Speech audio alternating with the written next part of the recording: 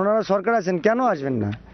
ভয়টা যেটা বলছেন আজকে, সেটা আমাদের তরফ থেকে ভয় ধরানোর তো কোনো বিষয় নেই, কারণ আমরা তো চেয়েছি আলাপ আলোচনার মাধ্যমে হোক, সেটা আলাপ আলোচনার বিষয় হবে। তাহলে আলাপ আলোচনার বিষয়ের মধ্যে ওনারা তো দায়িত্বশীল ব্যক্তি, ওনারা তো করবেনটাকে, না আসার কোনো অসুবিধা নেই। পার্থ চ্যাটার্জি এলেন, শিল্পমন্ত্রী এলেন, এবং আমরা জানলাম যে মাননীয় মুখ্যমন্ত্রী নাকি ওনাকে দায়িত্ব দিয়ে পাঠিয়েছেন এবং যাতে যে সমস্যাটা মিটে যায়। কিন্তু দুর্ভাগ্য আমাদের যে উনি এখানে আসতে এলেন না। আমরা আশা করেছিলাম উনি এসে গ্রামবাসীদের সঙ্গে কথা বলুন, গ্রামবাসী তো রাজি, আর এখানে তো একটা ভালো পরিবেশ। যে সব থেকে বড় যেটা আমরা দেখেছি যে অন্য জায়গায় হয়েছে জমি দিতে ইচ্ছুক নয়, এখানে সকলেই ইচ্ছুক, জমি দেবে, শিল্প হবে, উন্নয়ন হবে, কেউ বাধা দেবে না। কিন্তু যারা জমি হারাবে তাদের দিকটা তো আগে দেখতে হবে।